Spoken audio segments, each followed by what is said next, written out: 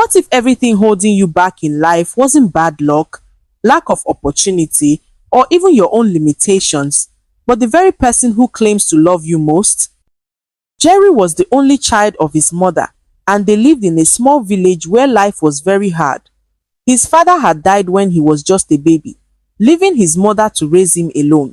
They lived in a small mud house with a leaking roof, and most days they struggled to have just one meal. As a child, Jerry had big dreams. He wanted to go to school, become successful, and take care of his mother. However, nothing ever worked for him. Every time he tried to do something to make money, it always ended in failure. He watched his friends leave the village, go to the city, and come back looking rich and successful. Some even got married and had children. But Jerry remained in the village, doing hard labor just to earn a few pennies. One afternoon, while offloading heavy bags of rice from a truck, Jerry heard someone call his name. He turned around and was shocked to see an old friend from school. The man was wearing fine clothes and had a car. Jerry wiped the sweat from his face and smiled, but deep down he felt ashamed of how his life had turned out. Jerry's friend, Emeka, was surprised to see him still struggling in the village. Back in school, Jerry was one of the most brilliant boys, always getting the highest grades. "Jerry, is this really you?" Emeka asked, looking at him with pity. Jerry sighed. "My brother, this is me. Life has not been easy. I have tried everything, but nothing works." Emeka shook his head. "You don't belong here, Jerry. You are too smart for this kind of life. Why haven't you left the village?" Jerry wiped his sweaty hands on his torn trousers. "I don't know anybody in the city, and I don't have money to go there. How will I survive?" Emeka smiled. "Listen, I know a pastor in the city. He's a kind man who helps young men like you stand on their feet. He can help you. Here is his phone number. Call him when you are ready." Jerry took the number and held it tightly in his hands. Could this be his chance to finally escape poverty? That night, Jerry couldn't sleep. He kept thinking about what Emeka had said. The city sounded like a good idea, but what if things didn't work out? What if he ended up worse than before? The next morning, he told his mother about the opportunity. He expected her to be happy, but instead, she got very angry. "You will not go anywhere," she shouted. "But Mama, this is my chance to change our lives," Jerry pleaded. "I don't care. Do you even know this pastor? How do you know he's not a bad man? I have heard terrible things about the city. It is full of danger." Jerry sighed. He knew his mother loved him, but he also knew that staying in the village meant suffering forever. "I will think about it," his mother finally said. Weeks passed, and Jerry's mother still refused to give her approval. But Emeka kept calling, asking if he was still interested. Jerry knew he couldn't wait forever. One night, after another argument with his mother, he made up his mind. "I am going, Mama. I cannot suffer forever," he said firmly. His mother's eyes filled with tears, but she didn't say another word. On the day of his departure, Jerry hugged his mother. "Mama, please understand, this is for our good. If I succeed, we will never suffer again." She nodded, but tears rolled down her cheeks. She didn't even say goodbye.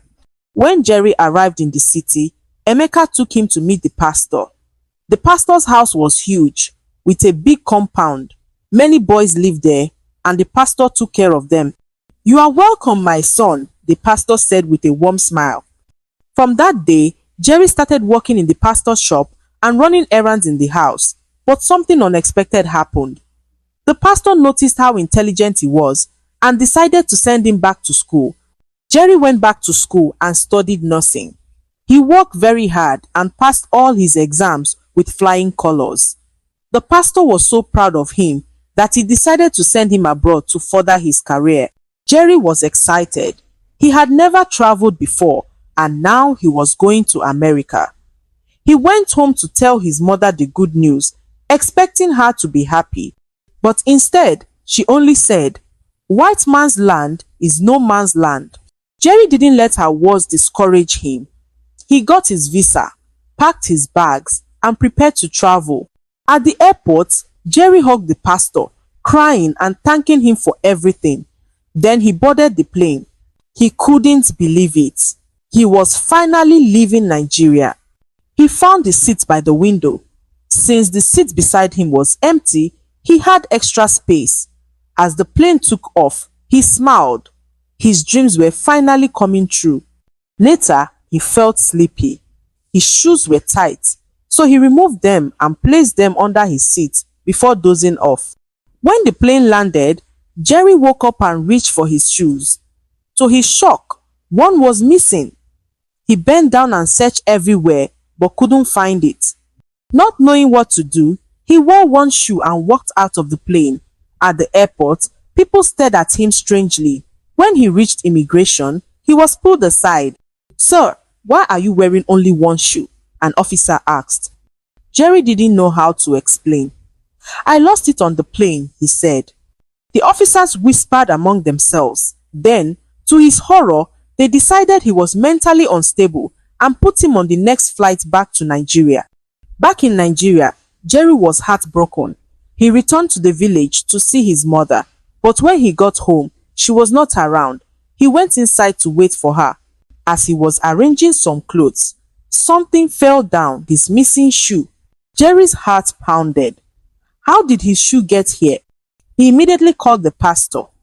The pastor was shocked when he heard Jerry's story. "This is serious," he said. "I am coming to your village immediately." When the pastor and his prayer team arrived, Jerry's mother had just returned from the farm. She was surprised to see them. Jerry held up the shoe.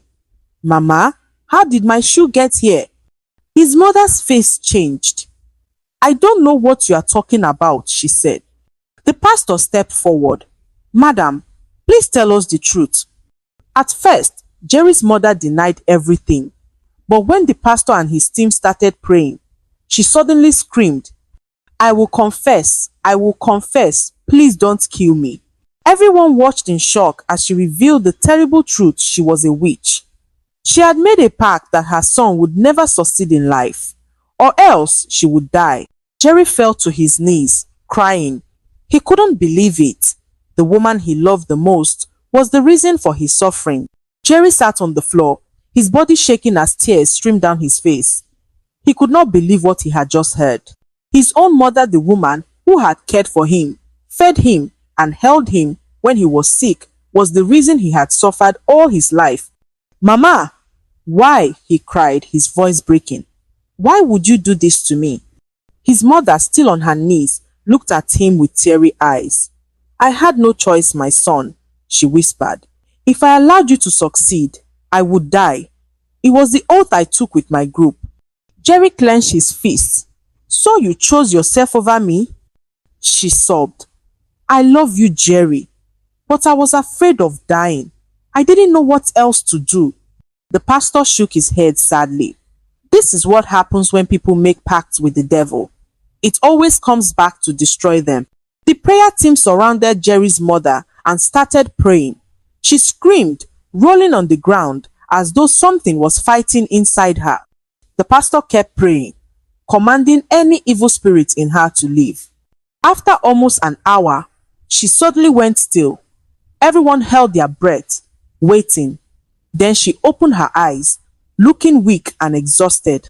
I feel free," she whispered. Jerry was still shaking, unsure whether to believe her. "Does that mean?" "Yes," the pastor said. "The curse over your life is broken, but we must keep praying for complete restoration." Jerry wiped his tears.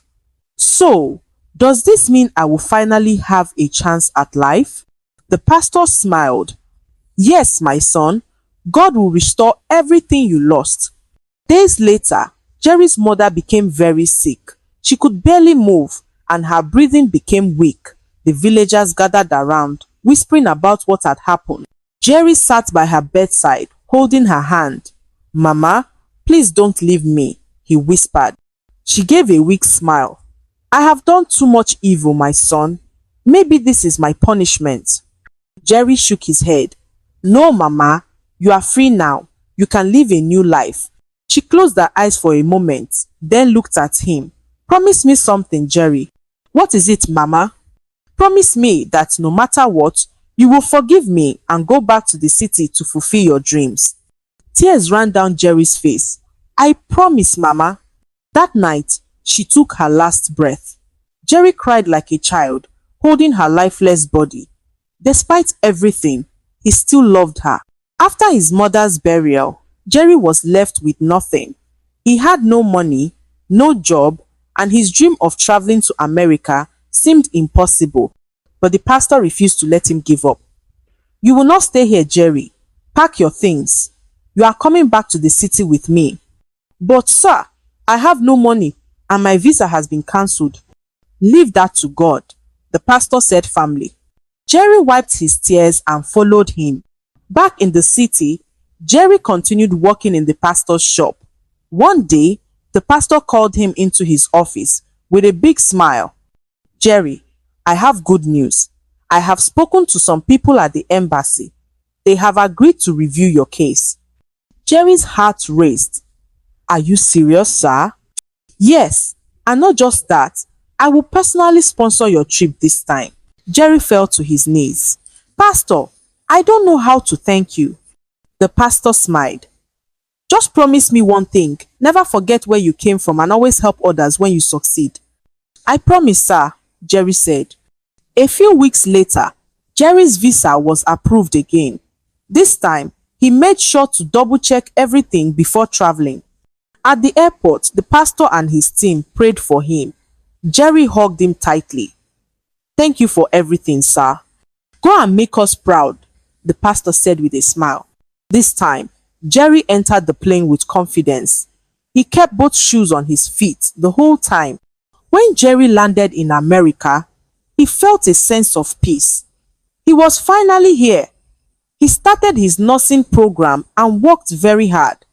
He made new friends and even sent money back home to help others in the village. Years passed and Jerry became a successful nurse. He bought a house, a car, and was living the life he had always dreamed of. One day he stood in front of the mirror and smiled. "I made it," he whispered to himself.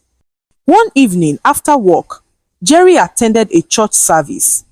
That was where he met Amaka, kind, beautiful Nigerian nurse. They became close friends, and soon, Jerry realized he was in love with her.